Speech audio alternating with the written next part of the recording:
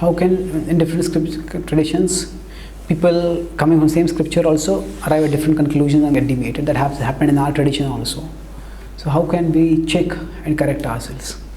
See, we have our own hermeneutic. Hermeneutic is the method for understanding scripture that is centered on Guru Sadhu Shastra. And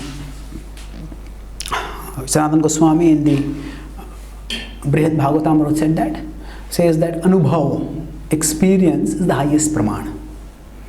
So he says that when we experience something, so when we chant and dance and we experience ecstasy, that is also a praman, that is also something which gives us conviction. Yes, there is something here which I have not experienced, which I have not experienced anywhere else. Such bliss, such happiness. That can come in various sources. If we study scripture and we get some very deep realization, oh, I never thought of this. This is so nice, so deep. It also helps us. So we have to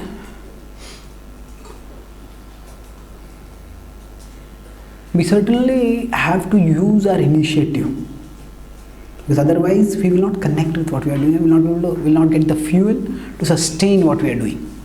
So we take initiative to understand, we take initiative to share, we take initiative to apply. But while doing that, first of all, we shouldn't think that everything new or everything which is innovative is necessarily wrong.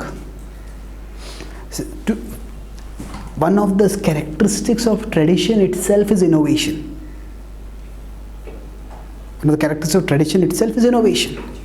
Srila Prabhupada, what was his innovation? He gave Brahman Diksha to women. What was Bhaktivinoda Thakur's innovation? He presented for the first time in English language. He presented similarities between the Sanatana Dharma and the Judeo-Christian tradition. He brought it into dialogue. So now this is innovation not in the sense of rejection of the past, but a representation of the past. So innovation is also a part of tradition. So therefore, faithfulness to tradition also includes faithfulness to the innovativeness of the tradition. So it's not that we have to keep everything absolutely as it is. Yeah, so just like most of us now, we hear classes many of us may hear classes online. If we are going for work, we hear class online. That's innovation. It was not done 100 years ago. But is that a deviation? No, that's an innovation which is enabling us to stay connected with Krishna. So there's a very nice verse of Kalidas where he says, it is not that everything new is bad and it is not that everything old is good. The wise have to parikshayante. The wise have to search based on scripture. What is good and what is bad. So if you look at the Indian tradition, the caste system as it exists today, it is old, but it is bad. Untouchability as it is practiced, as it has been practiced in India in recent centuries, that is bad. So it is old. Everything old is not good, everything new is not bad. So we should not simplistically consider that every innovation is a deviation. But there can definitely be deviations. So the caution is Guru Sadhu Shastra. So we try to study scripture and we consult devotees, and we don't have to be paranoid. On a moment-to-moment basis, it may be very difficult to be conscious.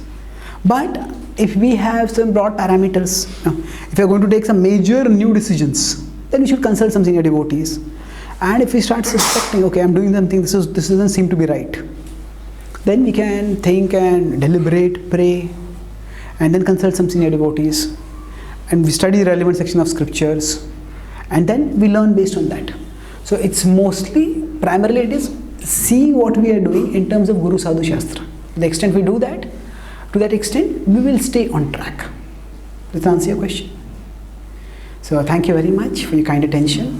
Srila Bhaktivinoda Thakur ki, Srila Prabhupada ki, Gaura Bhakta Vrinda ki, Jai Gaur Premanande.